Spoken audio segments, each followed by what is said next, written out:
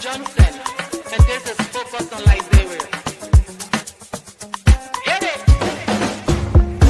From Cape Mount to Cape Palmer, Mount Nimba to Atlantic Ocean, Obomi Hills to Pocondre, to educate, elevate, and promote.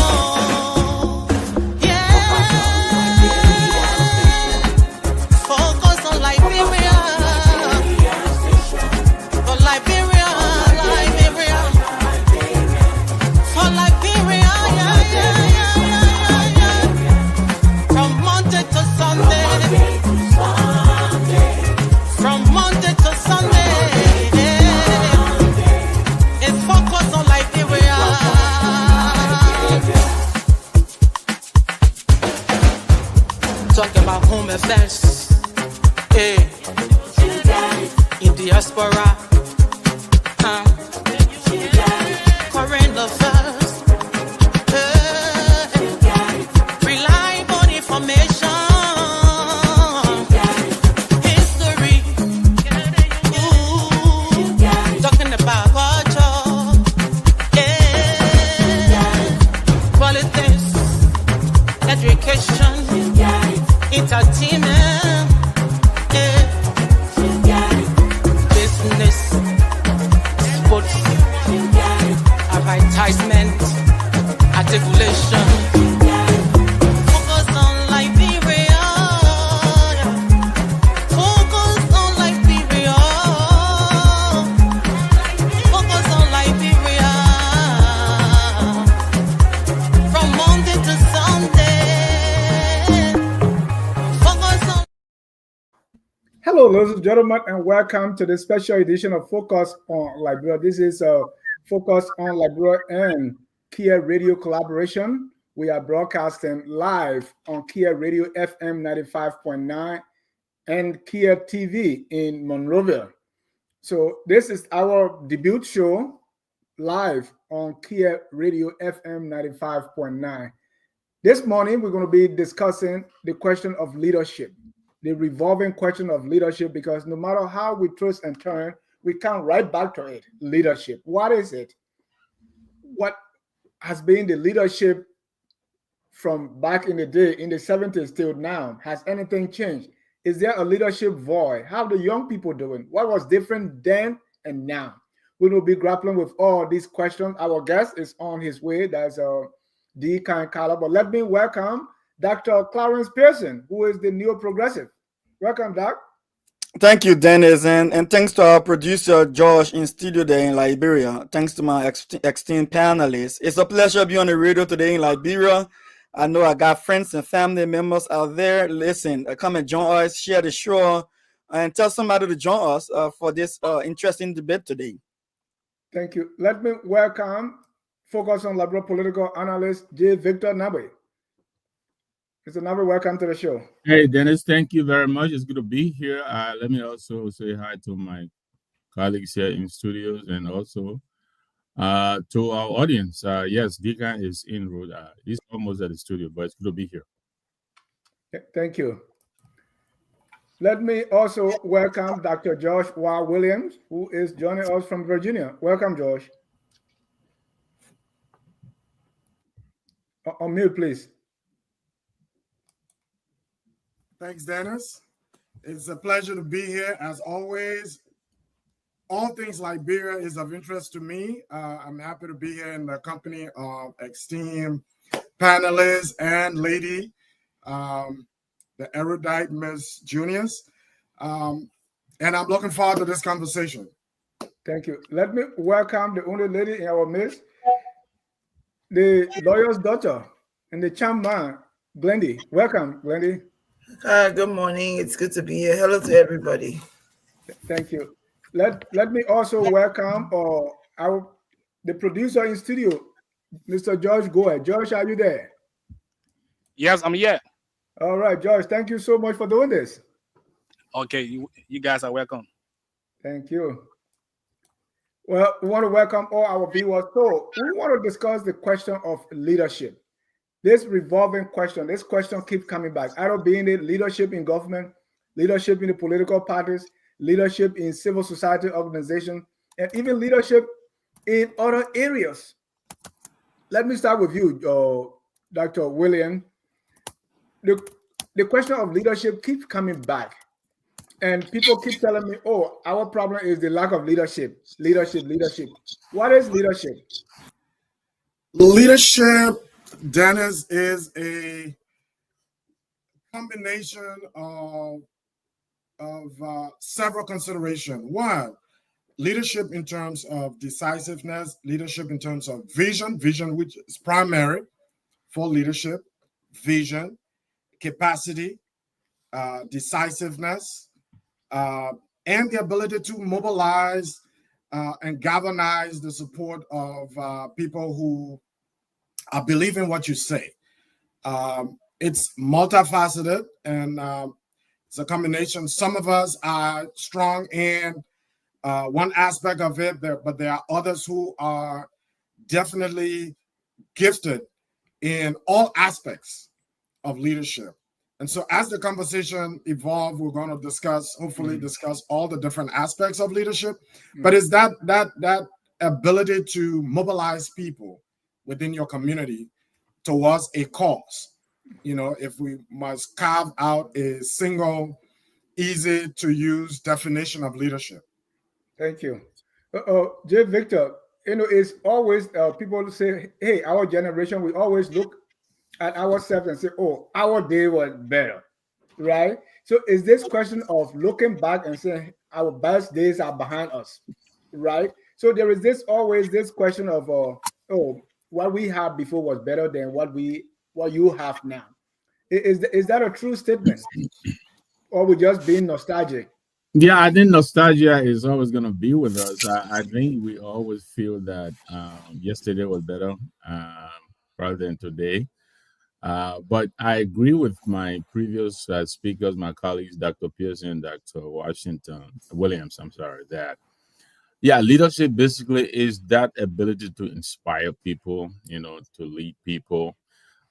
Because as a leader, basically what you're doing is you're appealing, and therefore you have to be able to inspire people to believe in you and to follow you.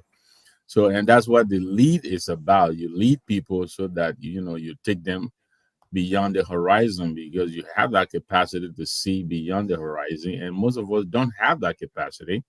So we look up to you, and therefore we depend on you to lead us. So yes, leadership is that ability, I believe, to inspire people to go beyond. Yeah, thank you. Glenn, you say if you're a leader and nobody following you, you were just taking a walk, right? Because leader, you should be able to influence people to want to follow you. Sorry, Dennis. I'm sorry for the interruption. I understand Deacon is in the building. He probably needs someone to get him to the studio. Okay, George, if you're there, please let's get Deacon Carlos. But Glenn, leadership in our society is in all areas. Do you share the view that leadership is a problem in Liberia? So I don't want to think so. I think the people, so who makes the leaders? Who decide on the kind of leadership we have? I think we own a greater portion of the responsibility because of the people we elect. What are the reasons that we elect those people that we elect in the different positions? Are they influential people, or are we doing it because we know them? So I think leadership also, it depends on who we put in those positions. What have we seen them do to say that they can be our leaders? And then when they go there, you know them in the community, they do nothing. You give them, it's like you accommodate them and you give them a position, and they still go there and they do nothing. So the problem is not just with the leaders we have, it's with the people, because we keep electing the same people over and over and there's no change. So I don't think and then we can say, it's like when you compare us to back then, say, oh, we have better leaders. The people back then, you had Michael Francis, you had George Brown, who spoke out. Who do we have now? Who do we have is a religious leader that speak out against some of the things that the government or the government officials are doing? So I think the burden rests on the people who's electing the leaders, and also then the people we elect. But it can't just be only on our leaders. Okay, so in that case, leadership is not just with government, leadership in the church, leadership in civil society organizations, and leadership everywhere, correct? Exactly. Let me welcome our guest tonight, Mr. Deacon Color. A friend call him Deacon. Josh, if you can unmute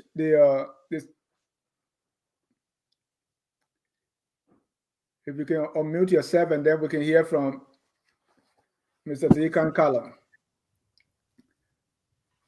Okay, it's a little after 2 p.m. in Monrovia. I will say hello, Deacon. Good afternoon. Good afternoon. Good to have you. Hope all of you are very well. I was listening into the conversation, and I believe it's a good one. It's a good place to start. It's a good place to start.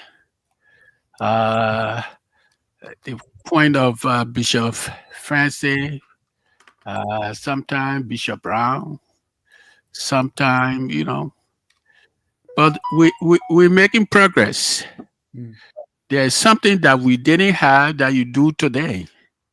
All of our people are all over, whether it's in New York, Washington, D.C., Maryland, Georgia, all over the United States.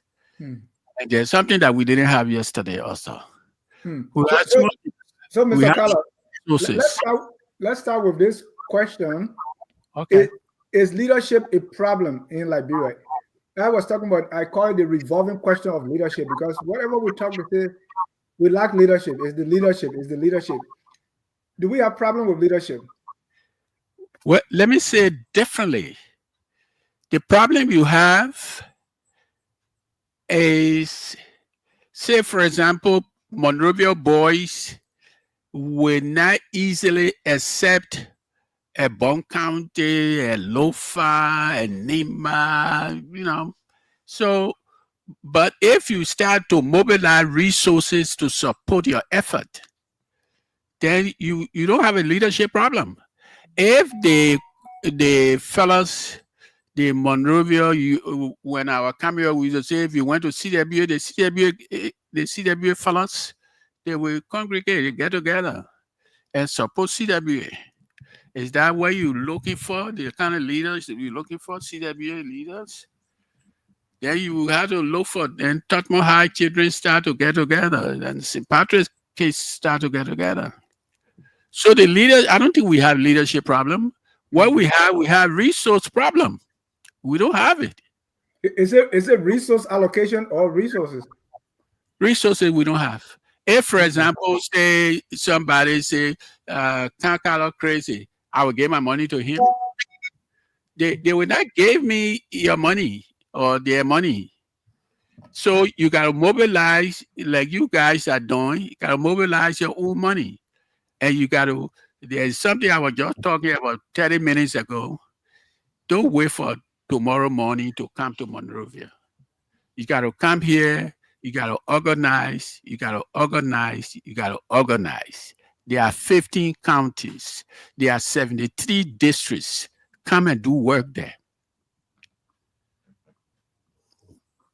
Yeah, thank you. Dr. Pearson, the leadership we want to talk about today is leadership in government, leadership in the opposition, and leadership in civil society. Do you see leadership in these three areas? Dennis, thank you for the question. I think this is where I will take it, right? And I just want to just say hi to all the Liberian people who are listening to us, especially family and friends and members of our government. Listen, Dennis, let me take it from this angle. I think leadership is an individual aspiration and an individual success when it comes to getting the best out of leadership. I don't believe in that blanket statement that Liberia does not have a leadership problem. Liberia will have a leadership problem depending on who is on top of leadership in the country. So, like you all mentioned, Bishop, former peace be to him, former Bishop Maka Francis. Francis being in the country is an individual. So if he has the requisite skills and talent for leadership will see leadership through him. If Bishop Francis is no longer there and nobody will step up in his shoe with that individual quality, we will not have that quality in the country. So I think the problem here is that yes, leadership has to do with influence, the ability to have the sway on people, vision, motivation to have a purpose for that people can follow and gravitate towards. We are having a lot of people who are coming up in our country with self-serving interest. They are there to enrich themselves and give themselves a few dollars that will benefit them, and then we have a lot of sycophants around them. People who just extol them and praise them for the little money they can get from them, because they feel if another person is there, they may not get that through them. So I think Liberia is in a situation right now where we need to develop people, and we need to develop the right people. And once we have developed the right people and are able to identify them, and we have them in places of government and the churches and the mosques and the schools and our homes, obviously, then the country will go in the right direction. So we shouldn't just leave it open. If President Boga does not have the leadership skills, he doesn't have it. And if Cummings have it, then Cummings has it. That's how it should be. And then we should pick right. Not leave it blanket. All right. I want to ask Deacon this question, and then all of you can ask him, because he was in some sort of leadership in the past, in the 1970s, especially with political parties, right? So, Deacon, when it comes to the 70s, political parties or opposition, how people like to call them, what was the leadership like then? And what is the leadership like over the years, right, from the 70s, the 80s, and now? How will you compare the leadership in the opposition political parties that you were part of?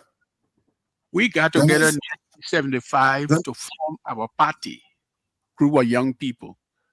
And we thought there was a need to form our party. You see, the leadership we're talking about now is where somebody gave you his job, or maybe gave you his resources and say, go ahead. When we got together in 1975, 76, 77, 78, 79, we started as we were 26 of us that got together and said we'll form our party. People thought we were crazy, but we had a purpose. We defined a program that we thought we would, identify with. We used to say, with bullet to my chest, this is what we will do. So you have to have a purpose. You got to have a reason. So by the time we got around, our purpose was well defined, was clear. And the purpose was rule of law. That's what we wanted to support, to promote. Rule of law. We wanted to identify those things that were doable in our view. So today you have a lot of programs identify, you can reach, you can disagree with, you can agree with. So we come a long way. Mm-hmm. What we haven't done is to have a group, people who are focused, who know each other, who can say, we will clear the road from Kakata to Banga. And we cause of what?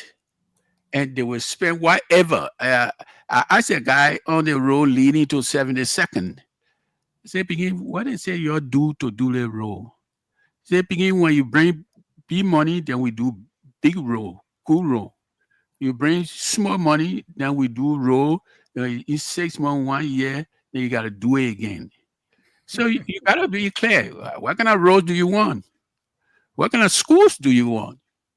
What is it that you want? The leadership we're talking about, for me, is to be clear about the University of Liberia, the Cotton College, is to be clear about the roles. I come from Sino.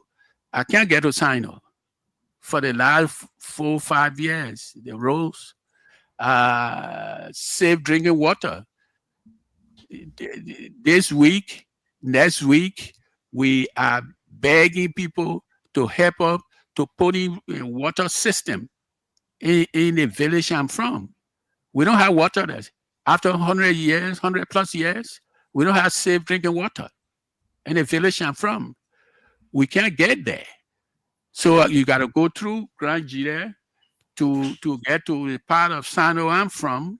You got to come through Pine Town, and those are pretty bad roads.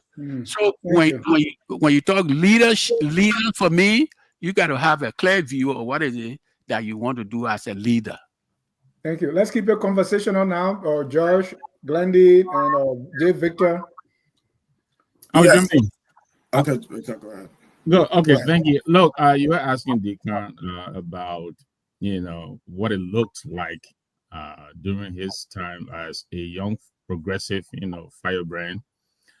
I remember during our time, there was a process to maturation, right? You go through what at the time we call that the political dialectics. You had to give yourself the opportunity to grow in the process, understand what the social, political changes happening around you were. So they were at the national level. We started at the high school level, and then you gradually go to the college level. By the time you get on the national level, you have a full understanding of social political changes happening around you. So we debated the issues. Today, I see a lot of our young people, they're jumping into the fray without giving themselves ample time to understand the issues. And so we find people, supporting leaders who themselves are completely opposed to the issues that matter to them the most. I give you an example of what is happening now in a Capitol building. You have very young and people I respect. The guy who represents my district, Austin Taylor, he's a very, very decent guy, but I think he missed the issue. He doesn't understand what is happening, the whole concept of the rule of law. Whether you like this person or not, the rule of law is the rule of law. You must make sure the rule of law attains. So that's how we looked at leadership. And so we followed our leaders. We would gather, and there were times we had, sessions, we discussed the issues, and we made sure we understood the issues. We wrote papers, we reacted to issues happening around us. I don't see any leaflets. I don't see any press releases coming from Linsu, coming from Osu, coming from Coxa. I don't see any of that. All you see is people gather under the palaver. The next thing you know, people are throwing rocks. This is how we are expressing our opposition today. And I dare say, this is not helping the process. Look, they say the people get the leader what they deserve, right? Leadership does not exist in a vacuum. You have to hold your leadership's feet to the fire to do the right by you. And that is, so I mean, I don't think to a large extent that is happening today. Victor, you're quite right. And that, I believe, has fed into why we're talking leadership today. There is, I remember, going back to the 70s, I got an opportunity to meet Deacon maybe in the 2000s. But before that, in the 70s, as a kid going to elementary school, whenever there were things going on in the community or nationally, you knew people who would speak. You knew there were people who would raise the issues. Fast forward to our time, I see a huge generational void that has been created. Some might say, yeah, because of the war, people spread out over the country and across the globe. But there's a huge, huge gap at home. Whether it's in the church, like Glenda said, or in the society. Today, my church, the Methodist Church, suffered from a leadership problem. It's a huge gap. We come to government, there's a huge gap in there. We're burning the Capitol. We're the judiciary and the executive are loggerheads on interpreting simple constitutional precepts. There's an issue. What, Deacon, in your estimation, might be responsible for the situation we currently have? No one is strong enough to stand up for what is right. Stand up. There are basically an absence of standards in the country. You know, standards in terms of intellectual standards, standards in terms of our attributes to government, our outlook on government, standards in terms of who we put into power and who we don't. There's just an absence there. And I'd like to hear from you, you know, given your experience growing up and agitating for a better Liberia. What do you think is responsible or could be responsible for getting us here? I think that is a good concern for all of us. We first, let me tell you where I stand or where I come from on this kind of issue. What is it you said in the 70s? We went from our high schools, student council, YMCA, YWCA, all over. Then what we got a training. You come from the counties, you went to school home. Schools were expensive, yes. The churches, maybe they provided the education, the scholarship, yes. So we got a good share of it. The government, through we party, the one and only party, you know, they had management control of the country. We came from 1975, people from high school, from college, and we say we form our party. But by that time, we had spent 10, 15 years organizing around the country from high school to university, whatever. So we got that kind of training. What we got by 1978, the point of doing our own newspaper, we said we wanted to control our own message. So we put together the Voice of the Revolution, our paper. The editorial staff was our staff. So I'm saying that little period you're talking about, we were talking about understanding what was at stake, the competition at stake. I remember 75, 76, the question of how can you get elected? You got to have land, you got to have a house. And almost 90% of us didn't have home, didn't have property. So up to 1977, 78, you know, we're looking for property. Some who will sell you a piece of land, or, you know, we couldn't afford to build a house to start with 75.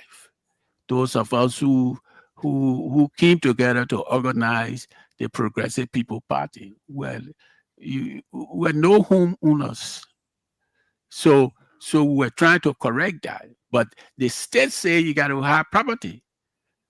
So we want to make sure we certify that piece. We started going from one door to another to identify people who were knowledgeable, who had a good understanding where our country stood on a number of issues, including housing, including water, including roads, including land ownership. Like I said, I come from a place where my father owned the land. So when you're talking land, I used to talk big mouth and say, well, I get land. And somebody say, well, where's the land? Say Sando, somewhere there. Oh, can't get up from there. So for them, that land in Kawade or on Sino Road ain't no land. So today, is that the same issue? Land? The issue of sending your son or your daughter to school? My time, you got to go to CWA, you got to go to St. Patrick's, you got to go to Tutma High, you got to go to LTI. My time. Today, all the picking there, you know, they're trying, but the standard thing, you got to build the school, you got to build the standard. It doesn't just jump up. You got to say this what we want, and this what we insist we have. This what our schools will look like. You got to say it. You got to fight for it. But I Thank you. think the question today, whether you can fight for it or you want to reach out for it, I'm afraid, I don't know about it. Thank you. Glendy, there seems to be, you listen to Victor, also George. It's like, okay, those days were better. They were better organized. The opposition, they had a purpose. Do you share those same sentiments? Or if you have any question for Deacon, you can ask as well. So I think it's a little bit of this and that. I think we growing up, there were things that we heard, there were things we were proud of. I was in a Catholic school. So for me, when things were happening, I look forward to listening to Bishop Michael Francis. Look forward to listening to George D. Brown. It's like there would not be anything that would happen that day. I want to be on a religious leader because I don't hear them saying anything. They're part and parcel of the leadership problem in Liberia. They don't speak out. They don't. I mean, yes, we don't. We know about not co-mingling with the church and state, but where are our religious leaders? Who's responsible to speak for the people? And so that is the problem. Another thing is we don't have, we love Liberia. We say we love Liberia, but with that desire, that burning desire to want to speak out is almost individual based. I find a thing I want to speak out on and I speak out on it. That may not be what Dr. Pearson may want to speak out, and he just speaks out on his, and no one supports him. Who are we now in this generation, and what are we training our children to follow after when we all don't have the same goals and desires of our country? So yes, there's a great difference in when my parents grew up, when I grew up, and now when my children they're growing up. We look at there are three dimensions of Liberia right now. Which one would you want to pick? You look at it, I'm not saying that probably the Tower government or the Tubman government, there were no corruption. But how vast was it compared to now? And who was speaking of, who was chastising them? Who was serving the caveats for them to stop those things? Nobody. And if people were doing it, I think they were doing it, maybe they were doing it on a down low or maybe undercover. But now it's profused, it's everywhere. So it's like there is a great difference until we decide to come together for a common goal to speak out on the issues of Liberia and not be driven by partisan politics. Our country will remain as it is. It will be a leadership problem. It will be a people's problem. So I share in that sentiment. Back then, it wasn't about the Catholic Church. Michael Francis spoke out on the issues of Liberia. Mother Douglas will get in the pulpit and she will pray, and then she will use her pulpit to speak out on those things. We don't have that these days. We either have a preacher telling us who we need to support, or you have some preachers who don't even want to be involved in the political issues of Liberia. Thank you.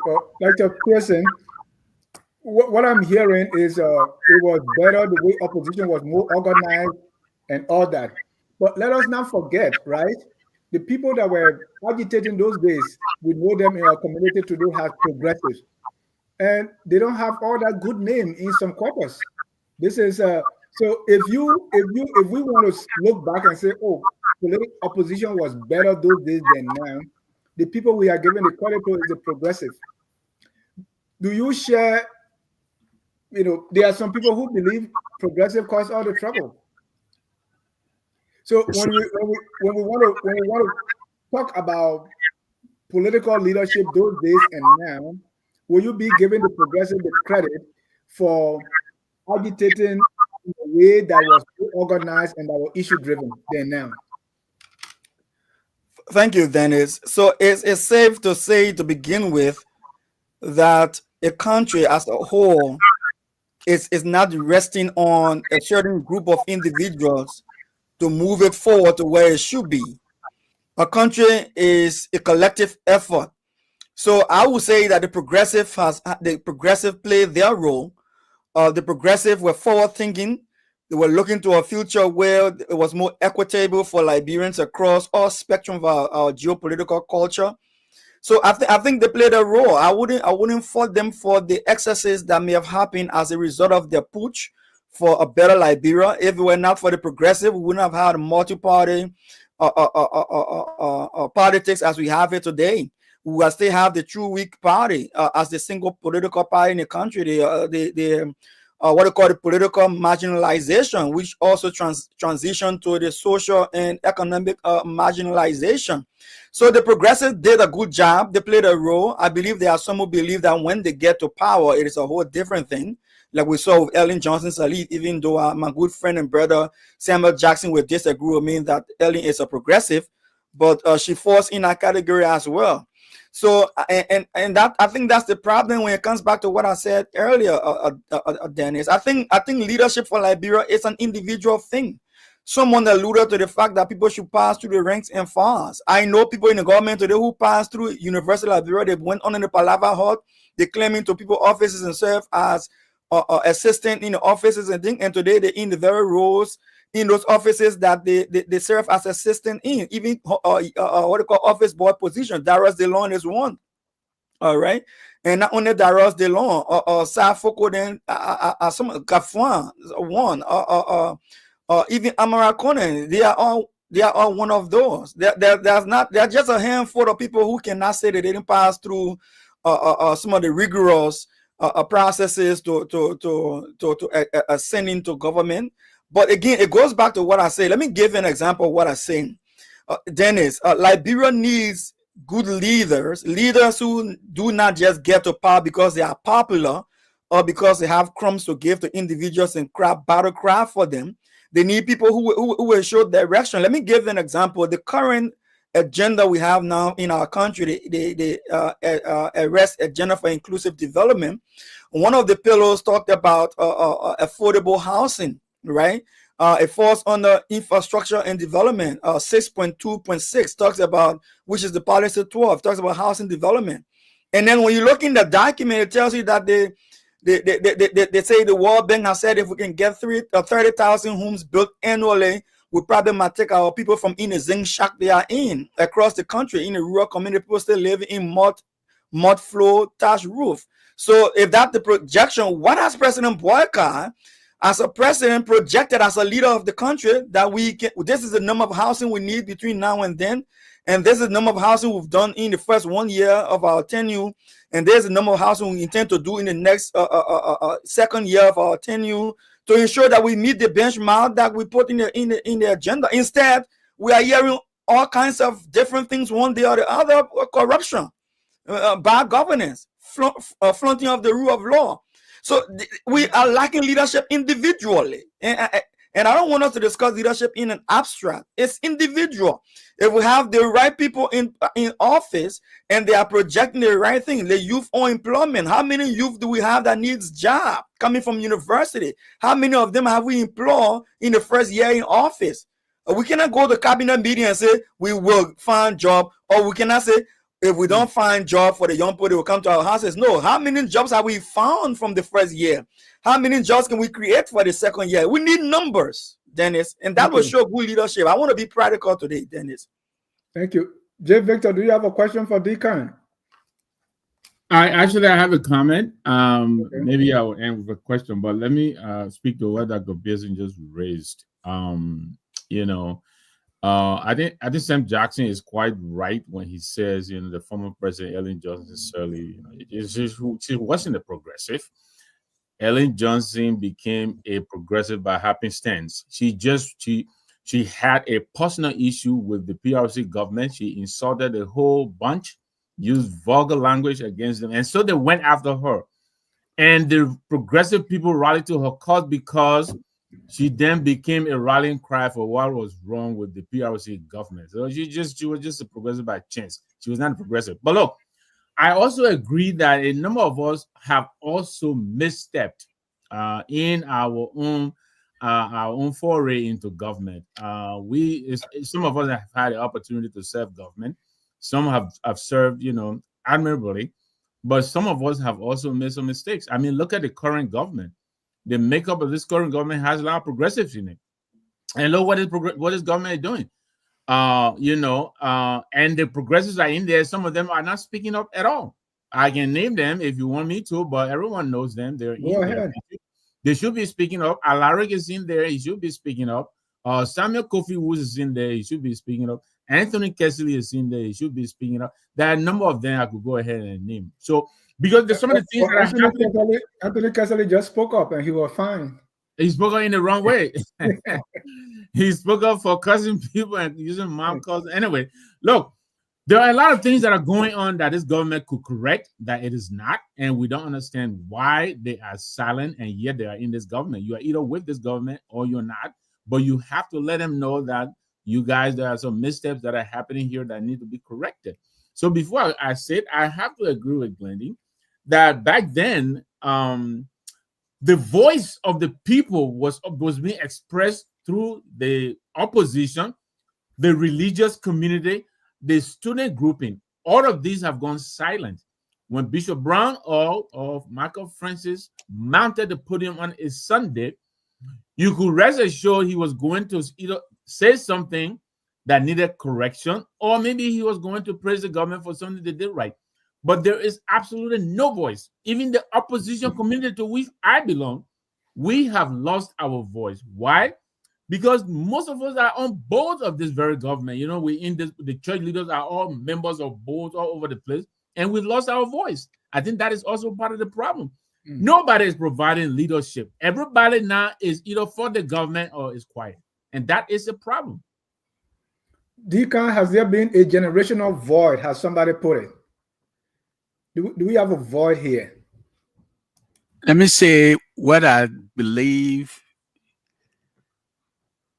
We lost our party. Which party is that? Any progressive, any growing, any party of view, any party of purpose, any party of program and policy, we lost that in a meaningful way. Say, for example, we form our party, we want a rule of law, we do that, we do. So we're clear among ourselves what is it that we wanted, what is it that we fight for, what is it, even if you want shooter to our chairs, you can do so, but we thought that would be right.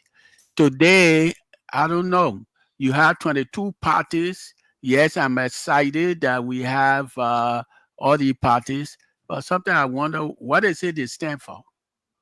What is it they want to fight for? Sometimes I say the government in power, they say they have their program. So go push your program. Let's get it done. I don't see it in a meaningful way, their program. Maybe you say they're finding their program. But for those, say, for example, CDC, they lost power last year or so. So all the year to 29. What is it they will be doing? What are they doing? They're organizing, they're planning, so that when somebody wins 2029, they can get down running. If you don't get down running, then it look like you have some problem. When I heard the president say he will move from this point to that point, I thought his plan was ready. That's what I thought. It's all of the last few months or so, they started to put together a program. And if it's program you need a clear understanding where you want to take the country. If you don't have a clear understanding where we take the country or where the country should go with you, then they look like we have some problem. I see some effort being made, but I think when people, all the party, 22 party, could we just condense these 22 and, regroup them so that they can work together in a way that it becomes definitional, it becomes focused. I don't see that. Deacon, I hear helplessness in your voice. Am I hearing you correctly? No, well, look, I say that we don't have it yet. The political parties that I grew up in, that I fought for, that I went to prison for, is a party that were purposeful, that were defining, that were, you can't run our country the way it is like this. You have to be clearer. You got to say, Mr. President, this is where we are. Please help us do this. Or better yet, I'm hoping and praying every day. Say, for example, President Boaka, he may not have all the answer, but you get plenty of butchery in the country. Educated, professional people. Just call a guy and say, look, I want this decentralization thing done. This is how I want it done. He doesn't have to have all the answer. I was in a conversation yesterday, and the guy said they want to qualify. What they say? Only the president need to be qualified. Need to tell me a vision. I want a decentralized country. I come from a place where I'm begging for water. I'm looking for roads. So for me, I'm not happy about government that way. Government supposed to fix me up, so to give me some roles, so to give me some material. I don't see it really. Maybe they try to get their act together. Dr. William, I see a question on your face. Go ahead. Deacon is actually amplifying what I've diagnosed as Liberia's challenge. We have, especially in public service, we have more functionaries than visionaries. A lot of these folks, very close friends of mine in government today, spend all their time on Facebook. Nothing meaningful is going on in their ministries. Nothing. Many of us who, whether it be youth and sports, education, health, we know all of these players. A lot of them are spending their time on Facebook, supporting, even in the legislature, I must add, but with no clear vision of where they want to take, for example, sports. And so we're plagued with a situation where people are content with sitting in a position. For example, Deacon, we just mentioned Alaric. Alaric has been in the forefront of advocacy as a young man up to and including in the last 10, 20 years. Alaric is now at the Governor's Commission. We have heard nothing from the Governor's Commission. Yeah, George, they say it's poor manners when you're eating to talk. So why eating you can't talk? Because it will be bad manners. Well, you can package your thoughts. You can package your thoughts in ways that promote the government. You don't necessarily have to come out antagonizing the government. You don't necessarily have to. Sam Kofi Woods is now National Security Advisor. Look at all of the things that have happened so far. As a human rights icon of the eras of the 90s, you expect that he would take the airwaves, not necessarily condemning the government, but he would stand up and make a comment that will at least ease the anxieties of the people. And this is what we're talking about, leadership. Leadership does not mean you have to antagonize the government you're in. I believe when you're part of the government, you are a part of the government. You're held responsible, right or wrongly, for whatever the government does. So you have a responsibility to help to bridge the gap between the government successes and the government failures as far as the people are concerned. And But so let me say quickly. Okay. You made a point about Alari. I come from Governor's Commission. I've been knowing Larry for quite a while. Recently, I went to him as a being. He said that we are waiting for you to be confirmed. He didn't say much on that issue. But look, I said to him, and I say that because he's my friend. Whether you confirm or not, you are acting. Do government business. I always said to him.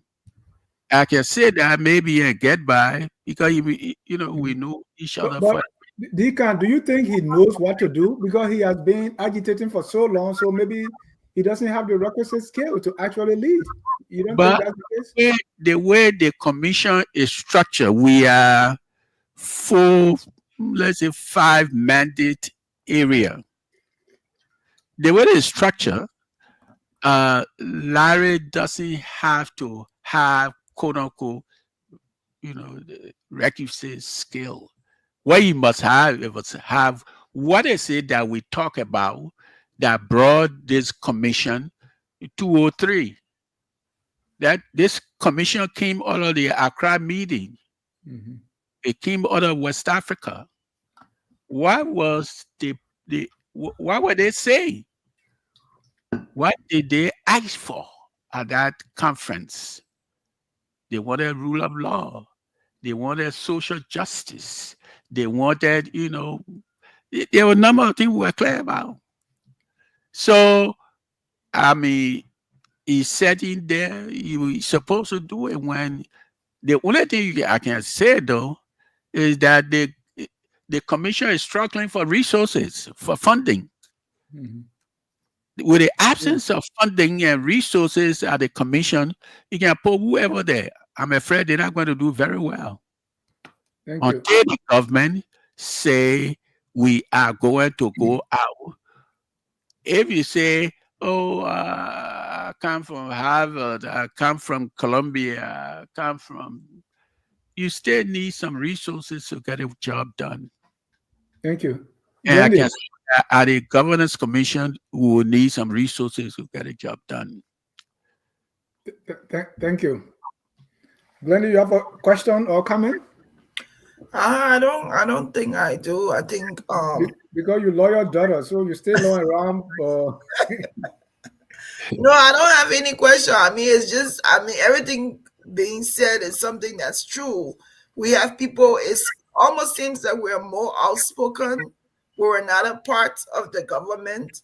And then once we become a part, then we lose we lost the aptitude to be able to say something. It's like, why is that?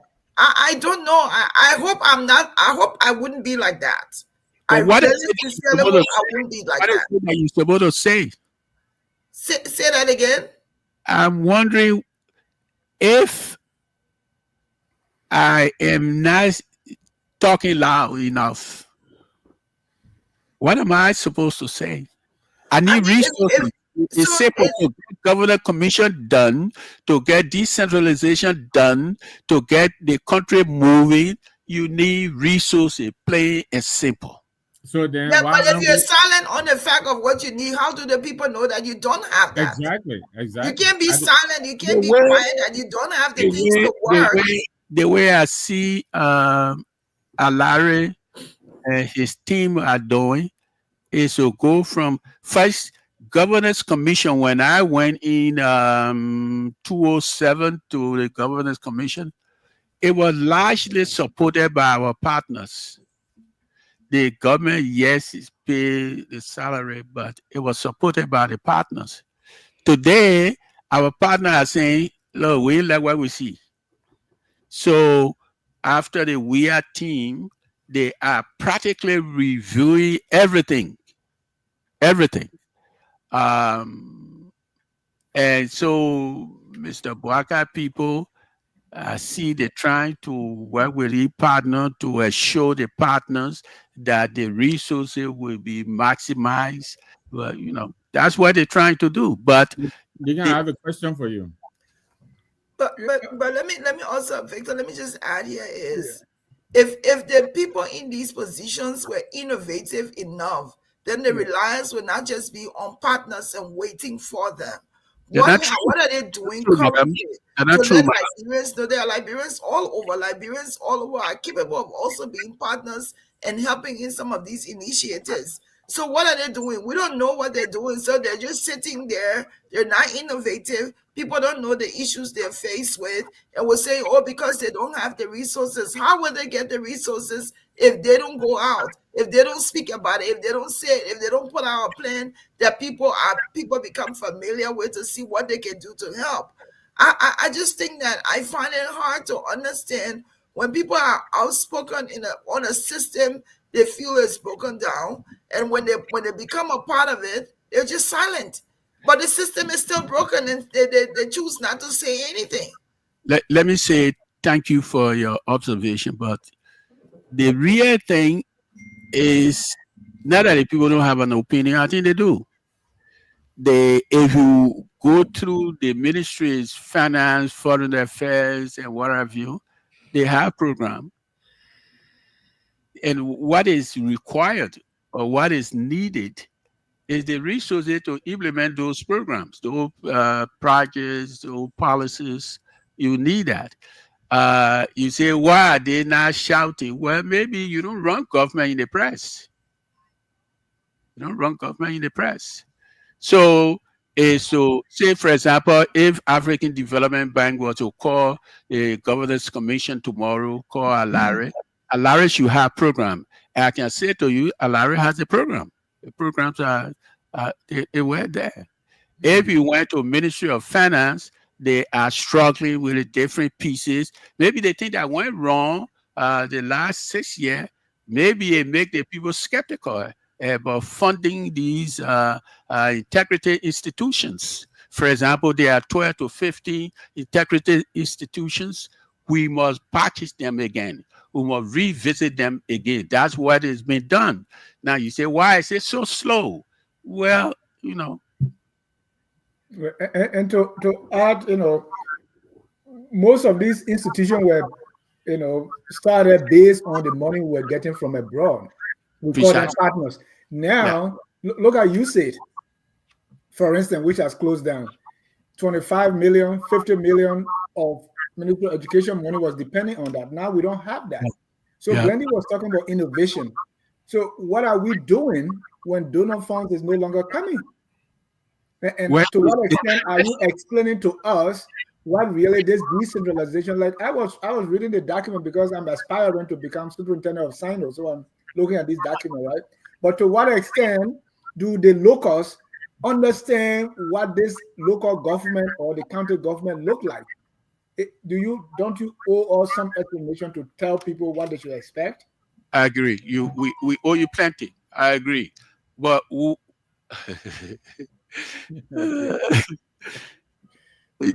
do. But look, if our about 10 when I returned home 92, I was talking to a number of people. I said I wanted to go to Sino to work.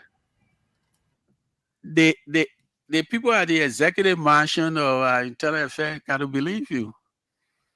It's not because you come with a PhD, they will send you to Sino. Secondly, the creativity she referred to is about understanding and dissecting what the culture of Sino is. Mm-hmm. What is it that the people of Sino looking for? The part of Sino I come from, no role there. So you can talk all your thing. I don't believe you. Today, this week, on the 5th of April, we are talking about race. We don't have clinic, community clinic, maybe 1 room, 5 room. We don't have it. So those little things are the things that are disturbing people.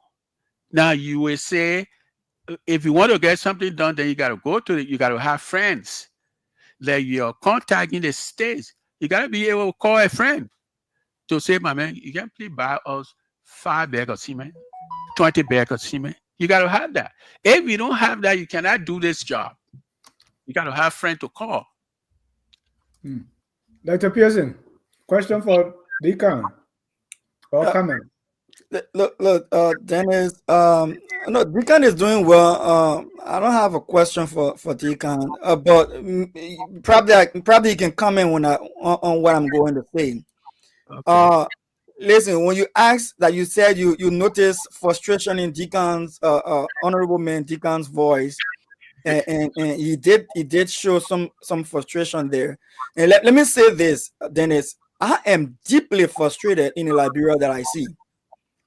For a country that is 177 years old, formulate a development agenda and only take less than, I don't know what, 30% of the entire funding of that development plan, and leave the remaining maybe 70+% to chance, that's a joke.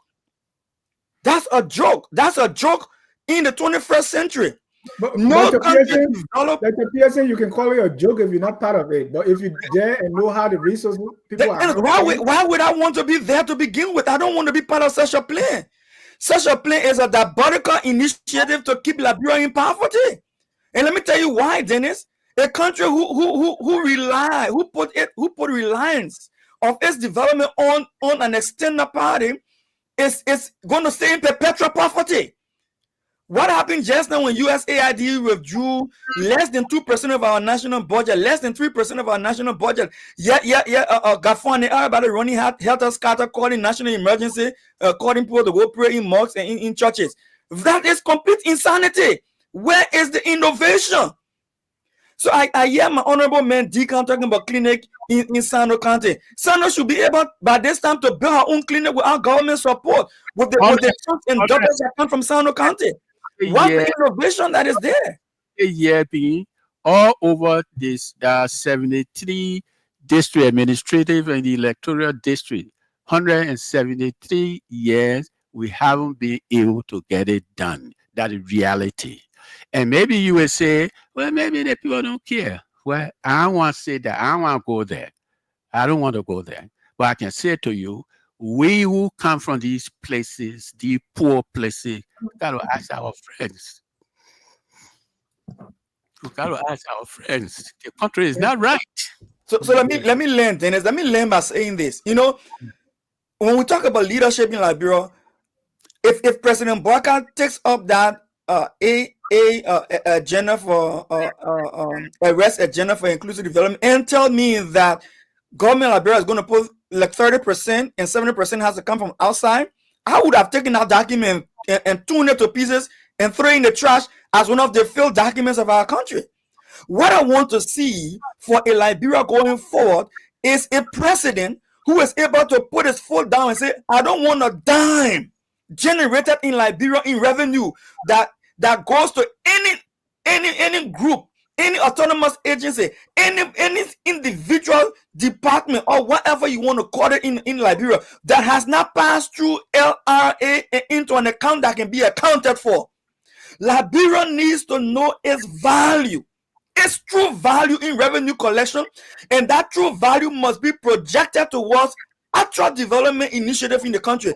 Agriculture in our budget is not for agriculture, it's for salaries, it's for vehicles, it's for computers, it's for real machine. Agriculture should be Liberia exporting $100 million in agriculture direct imports for industrialization of our country. Direct imports. When we're talking about electricity, we are not talking about putting 9 million or 10 million there to go pay to car power or to go pay to CLSG. We should be talking. We are putting 100 million in here to build a mini dam in Bone County or in Nima County. This is what we should be talking. People are stealing money in our country, and then we depend on us to provide the money that we need to develop our country. Country does not develop like that. And I hope Deacon can emphasize that if he has the chance. Yeah. And Deacon has Dr. Pearson make a statement. I'm looking at your face, and normally what people who have been part of government would do is, he doesn't understand. He really doesn't have the experience in government. That's why he's talking like that. Is that what I hear you say? Hear what I'm saying. Okay. When I came 75 to building my party, and I entered the government in 1980, 1981, I resigned, I left. Because I didn't think I went to prison. I got beaten, I got tortured. I didn't think that was the purpose. I thought today, if somebody said this to me that you will be this way today, I think I would have had a fight with a person. Anybody for that matter. Because they're not what we fought for. I didn't think All these people, whether it's 300,000 people died, got killed, I never thought that what they were laying their life down for. It looked like we don't have the trained manpower today. That's how it looked like. Hmm. You know, But and is that what it is, or it just look like that? you know, there are people who are well trained, but they sit down in their places. They have opinion. But they wouldn't say it. And why wouldn't they say? Because if the government people or the political party people are not your people, then maybe they don't listen to you. So you wait. But I was saying to some of my party people the other day, you can't wait. You shouldn't wait. Because while you waiting, the country is declining. No safe drinking water. The roads are bad. You can't keep waiting. I mean, since 1980, we've been waiting. We panicked. We went. I tell you what my son said to me. He lives in New York and New Jersey. He said to me, "Bikala, so people just stealing money in Liberia?" I said, "No, can't. They don't. I doubt it whether they get their hands on it." For me, I say the president of Liberia, if he calls Kafwan, I say, Kafwan, I want decentralization. Kafwan, I want road. I just doing one project with road. Is that what you say? Is that what you instructing Kafwan to do? Kafwan will do it. Don't politicize the issue. You got the president got to tell us where you want to take it. Call 2-3 people, say, Piggy, go to work. We got to be sent to work. I don't see us going to work hard enough. That's the problem I have. Let's cut to the chase. You really saying President Bouaka has not really shown any clear direction? I can't say that. I can't say that. I'm saying, let me go to studio. Let me go to studio for Josh. Josh, if you are there, we want to announce the number so our local people will call from Monrovia. And if you are in the States or elsewhere, the number to call is 605-313-6004. The code is 791-403#. Want you to be part of the conversation, Josh? Yes, sir. Yeah, you can announce our number on the radio. Okay, folks, so wherever you are on a lovely Saturday afternoon like this in Central Monrovia, the numbers to call on the show 0770-573-477. Those are using Orange, and the Lone Star number 0881-871-670. And also you can call on +231 777-340727. These are the numbers to call on the show and be a part on the show. Yep, that's our first caller yet. Good afternoon. Hello. Yes, good afternoon. Yeah, good afternoon. I'm Haji Kone. I call from Revolving, Boston County. Welcome to the program. Focus on Liberia.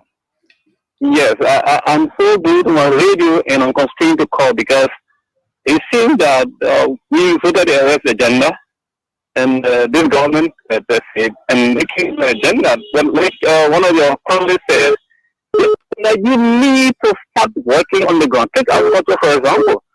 You said you need, the agriculture minister said he needs $15 million United States dollars to our own program started so that we will stop the importation of rice, where the government like this practically is using $200 million into the economy just to beef up the importers program. So you need at least $50 or $100 million to get like on our feet. Where do you start from? How do you raise this money? You say you need. You say you're introducing that value added tax, right? You structure your economy in a way that tax money should be streamlined to certain projects. This is what the economists are saying, and especially those in the states. But you say you have an agenda, and the agenda you deal with the agenda with 30% of the overall money needed for this agenda to be carried out in the next 4 to 5 years. Don't forget, you have 4 or 5 years to election. So how are we going to manage this? So honestly, those of us that are on the ground here, we want to see tangibles. Let us start something real. Let's be real with this country now. Forget about CDC, Unity Park, and the rest of them. Let's be real as Liberians and move this country forward. Okay, my brother, thank you for calling. The numbers to call and be a part on the show this afternoon, 0770-570-477. And those are using Lone Star, 0881-871-670. These are the numbers to call and be a part on the show this afternoon. Let me say this quickly. Sure. Go ahead. A colleague of mine has been doing agricultural research all over Liberia, training farmers quietly, registering farmers. But somebody, those of us who say we get friends, we got to call them. If, say, it's Sino, if, say, it's Maryland, we got to call our own, because government 30%, when that 30% comes, by the time we scramble over it, they look like we're not going to go any further. I'd like to see us say, those of you who are in the States, who know people, who know organizations, to say, look, Khan, look, Alare, you say you get program, look, this, call your people, man, so they will help you with programs so you can pitch. If you don't have, what is it that you're selling to your American friends, to your English friends, to your German friends? You don't. If you see sometimes some of the people, when you're talking to them, they still want to discuss CDC program there. Discuss Liberia program. We need farming. Put together a constructive farming plan. Put together, I mean, my mom did farina and fufu. That's how I went to school. Now, that lady did was about 30, 40 years. Imagine if we are where we are today, and we maybe start to do our own farming, find our friends, carry us to where we're from in Liberia, maybe it will help us. But to say that the government 30%, because when that 30% comes, it will be divided up. It will go to different sources. I'm afraid it will not be restricted to, say, farming. Thank you. Let's go back to Josh. Josh, call us. Yeah. Okay, the numbers to call in. Yes. The colors are on board, but because he coming in, but the numbers to call on the show and be a part 0770. Yes, let's go back to the lines and take some more calls. Good afternoon. Yeah, good afternoon. This is Tony calling from FE. I want to partake on the. Yeah, thank you. You see, one of the problems that suffering this government is innovation. The last says, can you say, you can do something like private-public partnership. Actually, like a road network. Maybe you say you want to construct a road from Canada all the way to Stano. It can be a private partnership with the government. So you can put something thought along that road. The people manage that particular road for something like 20, 25 years. That money comes right back to them. You do another project. Another one again is most of the companies are exporting raw material. The royalty. You can charge certain percentage of royalty for the development. The 30% I'm talking about is very small. You cannot depend on foreign aid for your development agenda. So when the royalty like gold money, iron ore money, you can tax them certain royalty and you go straight for that development project. It will help. Innovation pays a whole lot. And most of the people now forget about party line. If you can help come in with your innovation and we work together, the company will go ahead. The company is too old to be begging for aid. Thank you. Okay, my brother. The numbers to call in and be a part on the show 0770-570-477 and the Lone Star number 0881-871-670. No WhatsApp call yet from your end, Mr. Dennis? No, not yet. Okay. No calls yet. All right. Deacon want to say something? Well, if I could come in and hopefully Deacon could go ahead to the conversation. I think after the war and the setting up of the Governance Commission was a prime opportunity for us to reconceptualize government. What kind of government do we want? What kind of government do we imagine will be more effective? Because a lot of the structures we have today are, quite frankly, irrelevant. For example, Ministry of Information, everything the ministry is generally, the core duties of the ministry happens right there in the office of the president. Otherwise, ELBC takes on a lot of those other responsibilities. There's a tourism component which can be structured under something else. When you look at, for example, you have Ministry of Youth and Sports, you have Ministry of Education. They're both youth related, but youth and sports harbors a critical segment of the educational spectrum, and that's vocational technical training.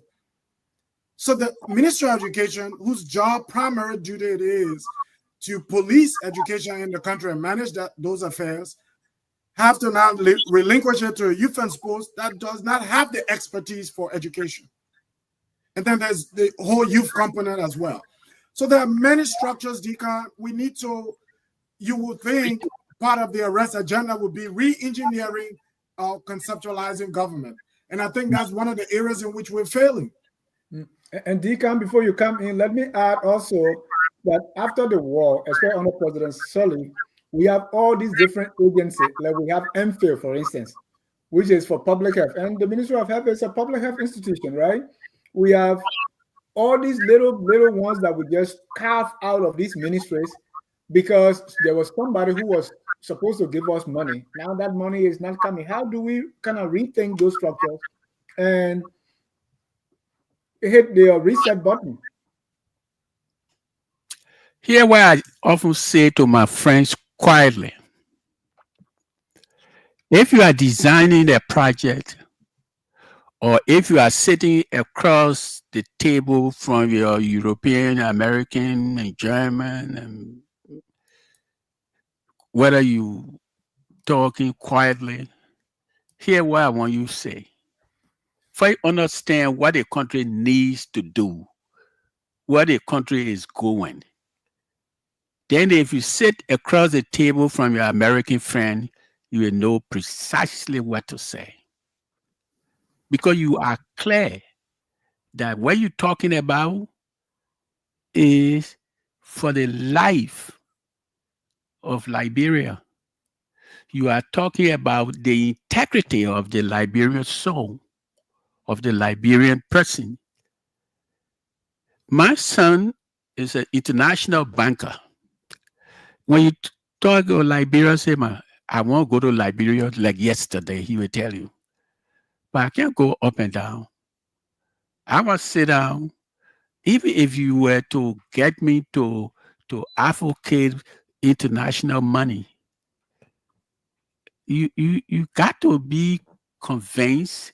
There's the feeling that we will eat the people money. And so if you talk to Khan, he's so skeptical that we'll take some money and hold it and manage it properly. So we got to, is the kind of thing you're talking about, we must stand up. We must stand up to say our country is not going right. Let's do it right. And so go see the president. You don't have to go up and down to see the president. So see the president looking in the face. He look you in the face. Like somebody said, a lot of us, we know each other. But I can tell you, most of my friends in the government, I don't talk to them. We don't keep company. So if you are in a mansion and you're not talking to your old friends, because it's your old friend that may bring some other person. I may have seen some person and say, man, my country is in hell. I need your help. If those of you who are outside that will make that pitch, not necessarily the government pitch. Is that private choir pitch to find private funding. Deacon, is often said that the people, they got the kind of leadership they deserve. So, like the people that burn the Capitol let's say, I mean, we can see that those people burn the Capitol are right there, you know. So these are the kind of people we elect. Sometimes when they are causing, you know, bad cause, they could even go more extreme than property, right? But these are the kind of people we keep electing. Well, we keep fighting until we start electing bad people. And why are we electing bad people? Is it that being bad is it has more incentives than being good now? Let me tell you why I think. Mhm. We want to make quick money. Quick money. So we bring all kind of people to public service. Public service is not for sale. It shouldn't be. But the kind of people that are getting elected, you know, go to any go the 73 electoral district, go to any of them. Who are those that are competing? And who are those winning those seats? I went to see the speaker before the Your Clock took place. I said to him, which speaker? Atakio Konati. Okay. I said to Konati, I said, Pingy, you get a lot of hanging fruits in that budget. So you can put some money up so that we can do some work. Because part of the problem, our governor commission, they don't have money there. They don't have the resources there. So tell them a particular project you want to do, and the money that is hanging around, the hanging fruits, and say, I want a project done. Because the place is a research institution. Then I say, okay, you know what I will do? So I came up with a study. You can also call it put a project together, take a look at the whole country, and say, okay, we'll do this. We look at the agriculture, local roles, local rule of law, justice, local education, local sanitation, local tourism. I said to him, Piggy, you gave us, I think I asked for $400,000. I said, we'll do all the work. We'll do a lot of it will be desk work. And then you, as the speaker, you can go to the president and this your program. The reason you guys don't get re-elected, most of our guys, when they get those that got elected the last time, you wait and see 2029, see how many of them will get re-elected. Because they don't have nothing to work with. Fight, they don't know what it is that they want to do. They're not clear about that. And so they wait. Most of them don't go to their villages or to their districts. They wait last minute, then they go there, then they throw them out. So as you are throwing us out and maybe electing new people, we're not going to make the change we need to make. We're not. Thank you. Glendy, do you share something that's on my mind? I don't know if you share that with me, that if you have, let's say, the governor's commission, and they're saying, oh, we don't have resources. One time, or I think a couple of years ago during the Weah administration, I interviewed like the deputy gender minister, and basically they don't have any money to do anything else. So people are only there collecting checks. Do you think that if there's no money to run the place, why can't you resign or close it down until we get money? Then getting money every month, and then there's nothing there to be done. I mean, I share the same thing. We have so many commissions and so many different ministries that are not functional because they don't have the funds needed to run it. Yeah. Why have it? Why don't incorporate other ministries? You don't have to have one ministry for everything. You can incorporate those different ministries. You got information and tourism, you got internal affairs. There's some ministries that do almost the same thing. Yeah. So it's like, if you don't have the funding, cut some of those ministries off, incorporate them, and still meet their functions. I share the same thing, because I mean, funding for Liberia right now, I want to say Liberia now, or African countries because we all don't have the same bandwidth. It's a bit challenging. So that would be part of the innovative thing, Dennis. If you incorporate different ministries, different programs, and then you'll be able to fund some of those things. But if you have all of those ministries and all of those different centers or commissions, and you're waiting on foreign donors to run it, that's sustainable. Sustainability is key, but I guess that's not what our focus is. J. Victor, as we draw down to closing, I want you to say something about Deacon Carlo for those who don't know him. Introduction. Well, thank you, Dennis, for that opportunity. Yeah, Carlo is, he's getting, up there now, but he's been a progressive all his life. I got to know He's him. getting up there now. And what does that mean? Progressive? Easy trouble. And that's what you remember. Looking vibrant like that. You talking about he getting up there now? She said she had nothing to say. Then remember, and then she came and said 5,000 words, and I was like, okay, that's all that she doesn't have anything to say. So, but what I meant was, he's been in a struggle like forever, all his life. I've known him for 40, almost 50 years now. I think he's very passionate. I mean, you yourself, you're getting up there if you know somebody for 50 years. I didn't say that, though. My wife was telling me, when you say also, you got to explain what also means. Some of the children don't understand, and I forgot to say University of Liberia Student Union, or COXA. When Glennie and I were there, was Cardinal University Student Union, but now I think they go by different names. But yes, we've all been around. But about Deacon, he has been very passionate about, bringing democracy to our country and making sure the national pie is divided equitably. I think that has been his life struggle.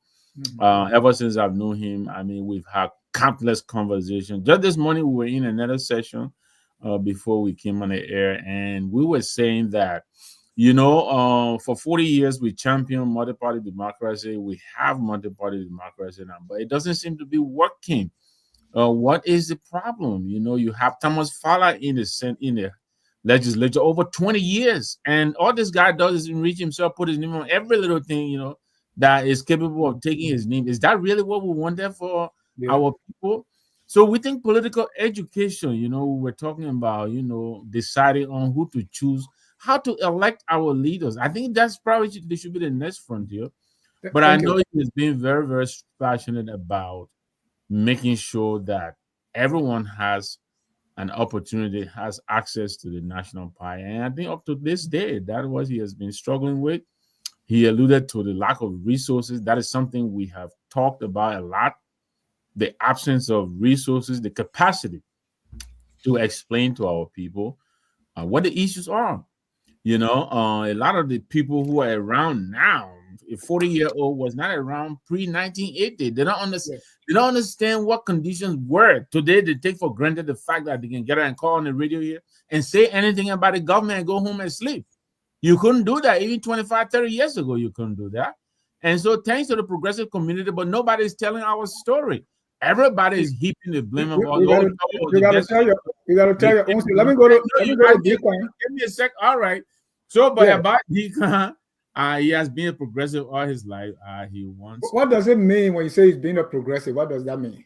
Okay. So Dr. Pearson alluded to some of the things that are happening at LRA. A progressive president. This is our disappointment with Ellen Johnson and George Weah. A progressive president. How much does it take to say all of government revenue should come through the LRA? Who is a progressive? That is one you should just answer. A progressive is somebody who believes that the country continuously develops. The country is on par with other countries in the region, that everyone has access to the national resources. And instead of just a few sitting on the resources, those are some of the tenets of a progressive. Deacon, you alluded to going to jail. Twice now you've said it. Tell a little bit about that experience. What took you to jail? If you can unmute yourself. Josh, please unmute. Okay. Forming multi-party system for me was crucial so that we can have the platform to debate.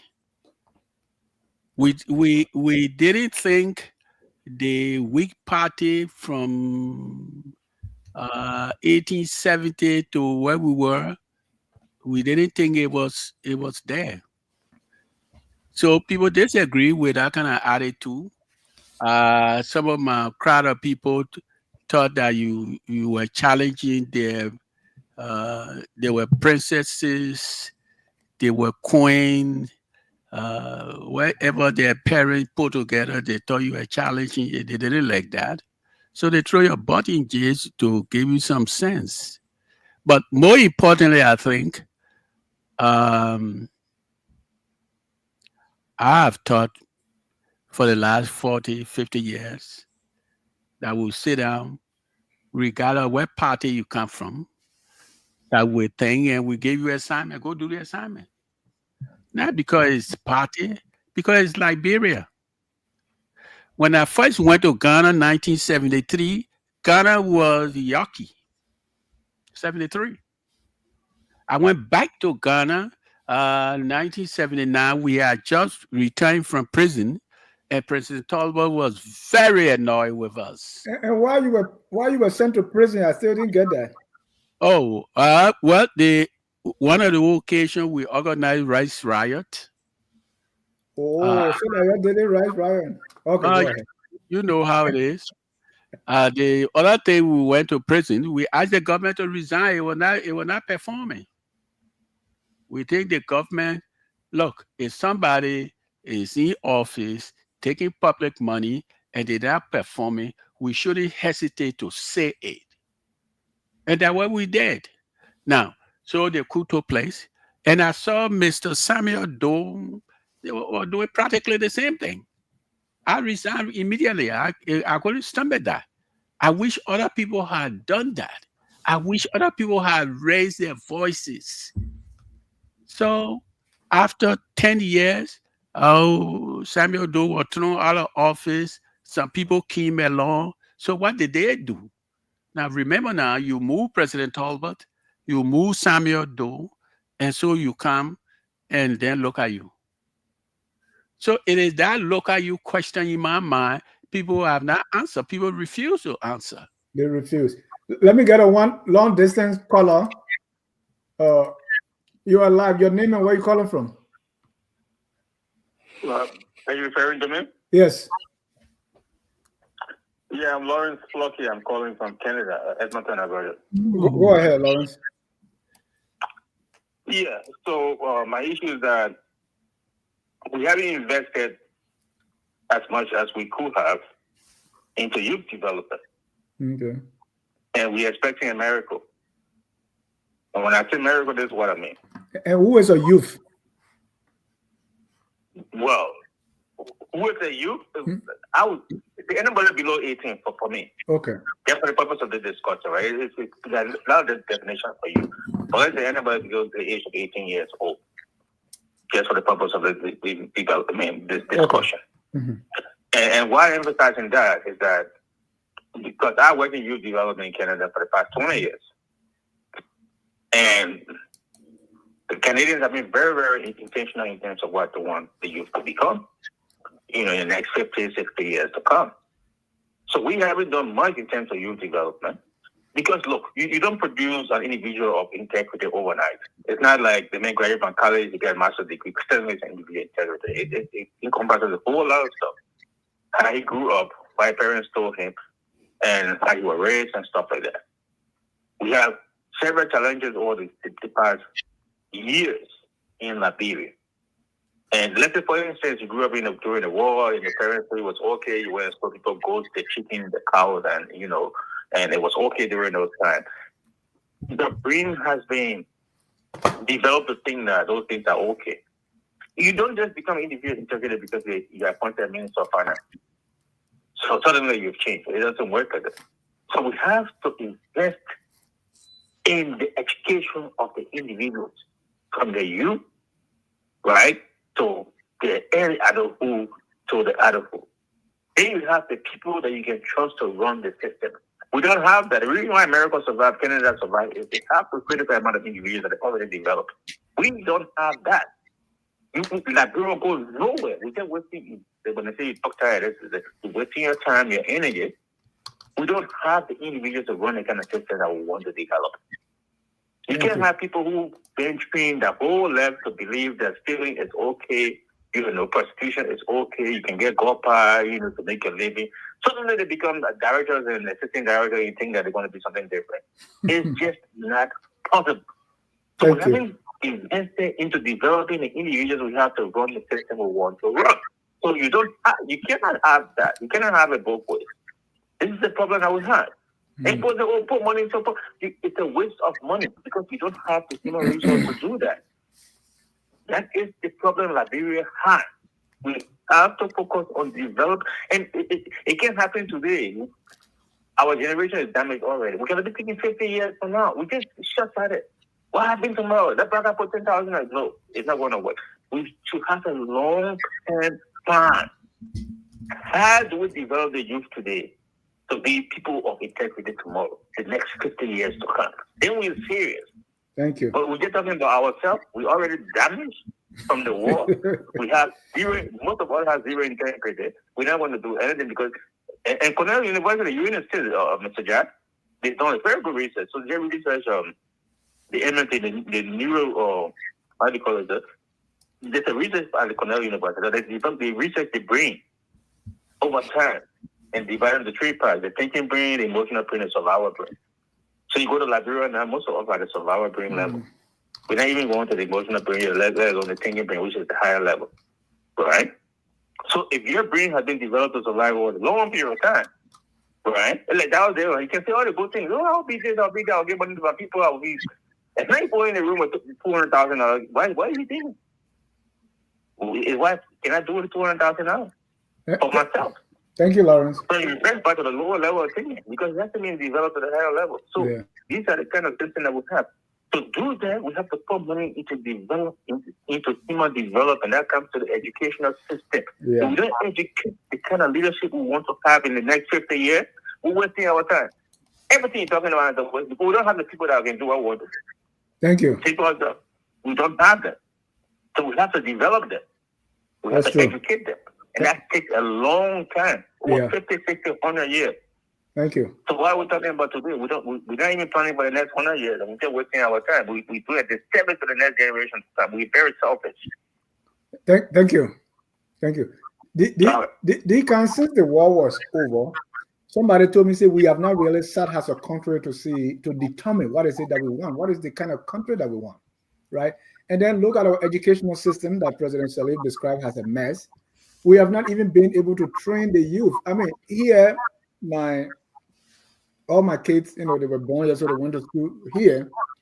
As early as preschool, they teach them how to wait in line, take their turns, and all these things, right? If I were trying to help my little child in second grade, they say, no, daddy, that's cheating. I mean, those values have been inculcated in them from the very start. We don't have that in Liberia. So just like the caller is saying, if we don't develop people from the very beginning, we are wasting our time. It's those of us after the war, we aspire good now. So we should invest in the youth. I went to the States 1981, and so I have all my kids in the States. 1990, I decided to come home. And my wife, or almost all of my family, you in America, wartime, where you going home for? Then I'm home there.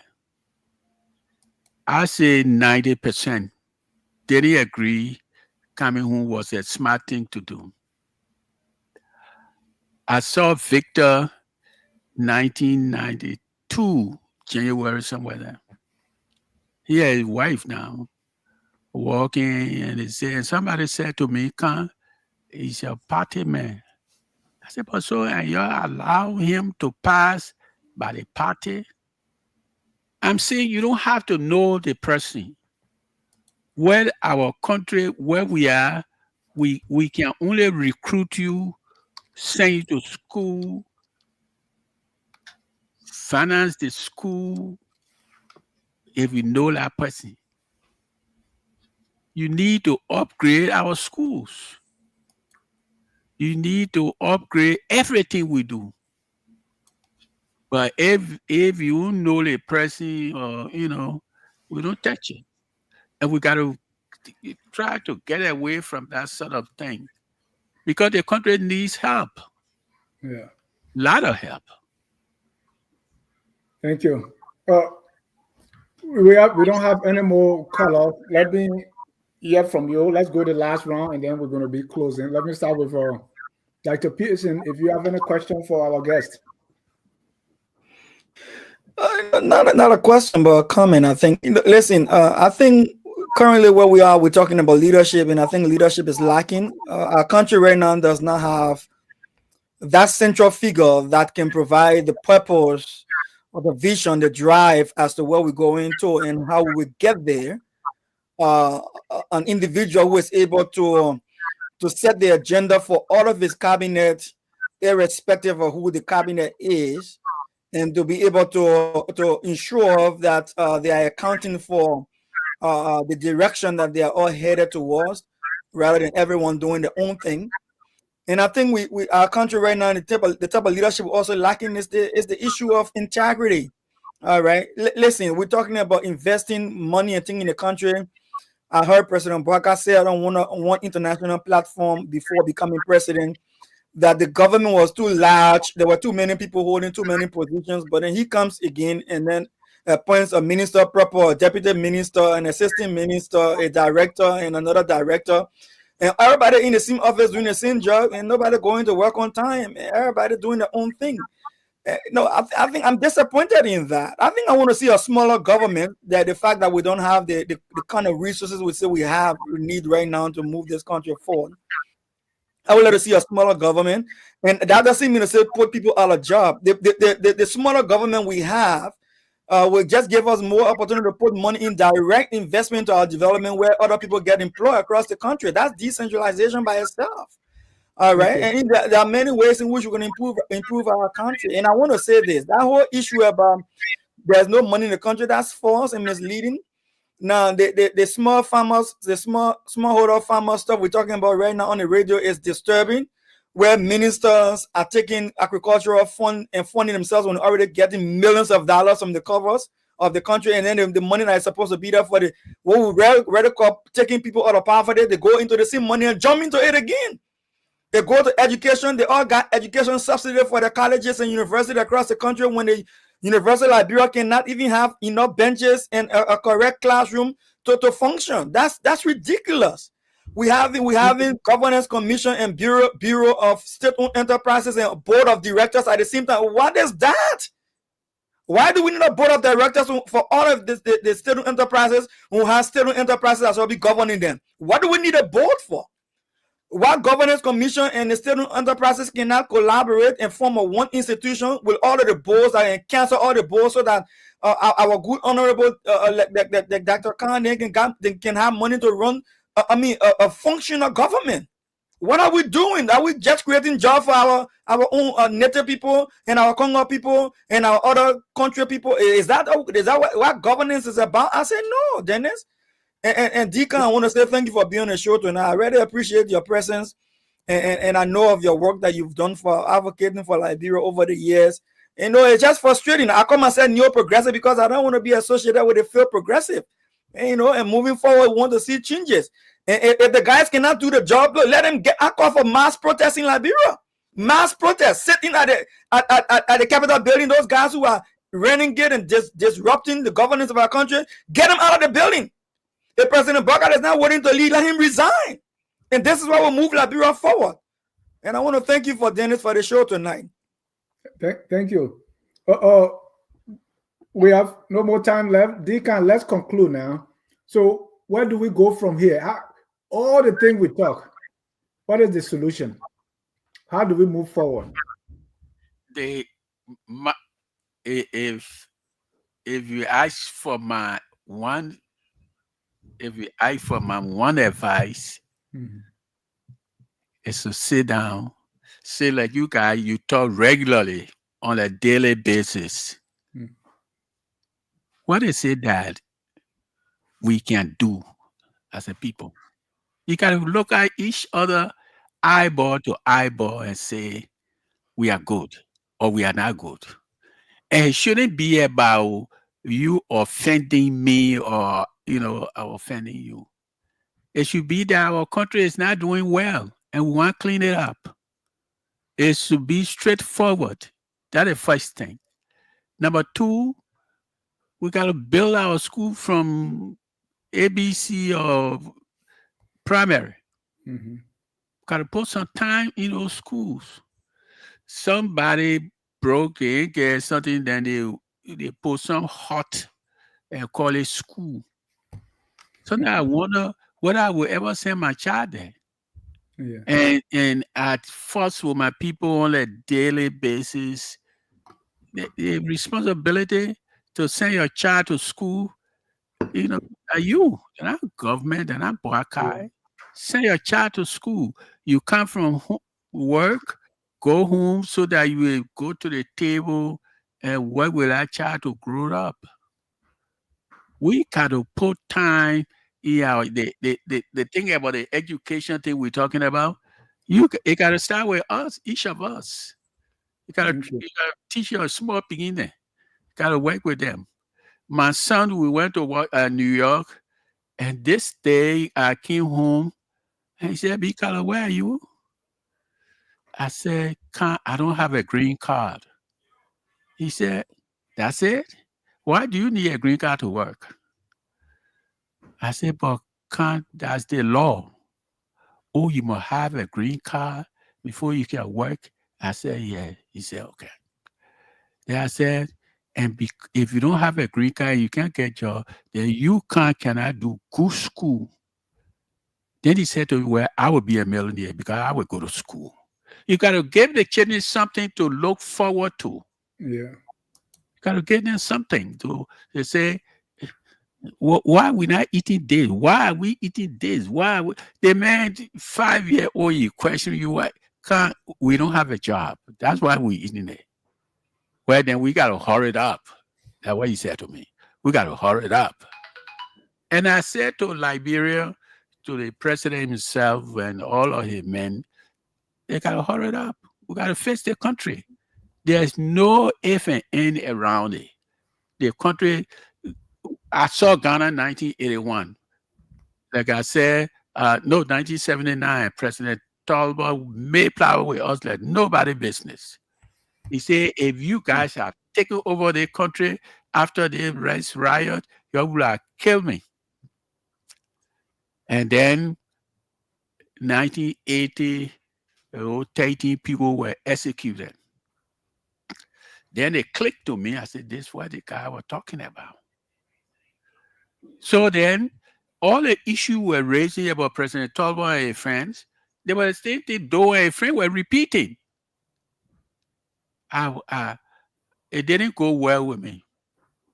And so each of us should have our standard. We should have our value. We should have our beliefs. Or else the country will not go forward. Thank you. Glendy, you're closing. You have a minute.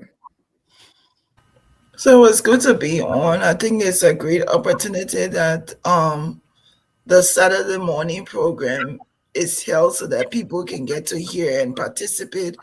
I'm privileged to have an opportunity to be on here with a progressive from back then, as Victor wants to term me has been getting up there. I think he's still down there.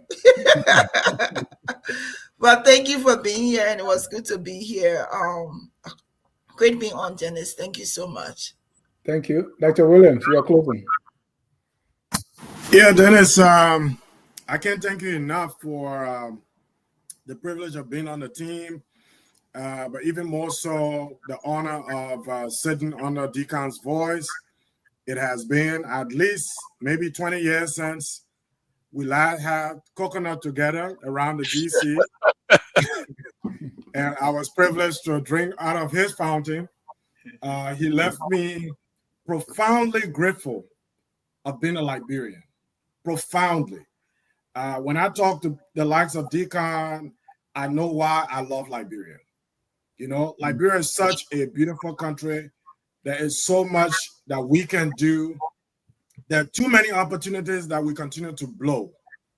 As a result of the quality of leadership we bring to the top of the country. It's a small country. There's absolutely no reason why that country shouldn't be on wheels. William R. Tauber picked up the country in 1971, and by 1980, before he died, that country was on wheels. Yeah. The country was on wheels. He knew what he wanted. In fact, he was called Speedy because he knew what he wanted the first day he started operating. Yeah. When I tell my kids today, we had Air Liberia, we had Nabisco, we had Blackwood Hodge, we have Magic Factory. We had Lipsuko. We had all of those. We didn't need to go out. When the kids say you're lying, I said, that was the Liberia. I remember the Liberia growing up when we would go to Sinker Shopping Center and we would eat candy at the entrance until our parents came back and picked us up. We'll go to Vitam. I mean, you were elite. I was. Okay. I don't refute that. I was elite. I went to Amagashi Primary School. I mean, Liberia was running. Liberia was operating. So what could you do? You and Glennie were drinking from the same fountain. Yeah. Thank you. I made something different. Glennie was in Buchanan. Victor, let me hear your closing. I mean, some of all we have creeks to get to school while you are enjoying as the elite. Well, I walk from 12th Street to go to Tubman High School, so I don't know anything about being elite. But listen, let me thank you all. Thank FOL and thank Deacon as well, and thank Glennie for helping us bring a little bit of gender balance on set. This is our maiden summercast. We're here on the podcast as well as on radio, and I see a lot of action in the comment section. So thanks to those who have come in to help us. We'll continue to do this. Hopefully, we'll be here again on Saturday. Quickly, Dr. Pearson. I listen to him a lot, and he's younger. I hear the fire in his voice. I think he feels the progressive have gone lukewarm. And so now he is a no progressive. I like that and encourage that. He should continue to do that. I quite agree with him. I think we've lost our voice and we need to give. And our people in Liberia need to understand. When you're opposed to the government's idea, you're not an enemy to the government. You're just helping them to do the right thing. And we will not shy away. I think people should be in, people should rise up and let this government know that some of the things they're doing are not what we expected them to do. And until they do right by our people, I think we should challenge them every opportunity. Thank you. We have 2 minutes left. Let me tell you, at 6 p.m. we're going to have this guy wrote a very beautiful article. He's Philip Plewon, The Death of Potential Liberia Self-Inflicted Education Crisis. So join us at 2 p.m. today, Eastern, or 6 p.m. Liberia time, where we're going to have Philip Plewon to do this. Josh, please announce. Before that, Deacon, you have a minute to give us your concluding statements. What I like is what you guys are doing, and you got to find chance. When I was here last time, the guy said they will start 2 o'clock. These are American boys, men. They said then today you came late. Last year you were early. Today you were we are out of time, Victor. Yeah, But let me say what you guys are doing. Do more of this. You need an education. You need to promote this sort of thing so that people will listen to other people. I'm your member. I have people I know for a good time on the show. I should be able to take my phone, or you should take your phone. You don't need to plan. You say, come, you get some time, come on the show tonight or tomorrow. I think you should do more. We need an education begin. I don't care what anybody say.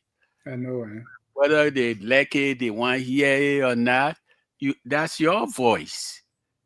You owe that to yourself. So I say thank you to all of you. Help our country. Thank you. Josh, you can close out, Josh. Okay. It's good to be here this afternoon with the entire team. We hope we all can do better. Thank you. On that note, we close with our song that says, "We are all Liberians." Have a good day and God bless. We are Liberians. Liberia is our home. Liberian people.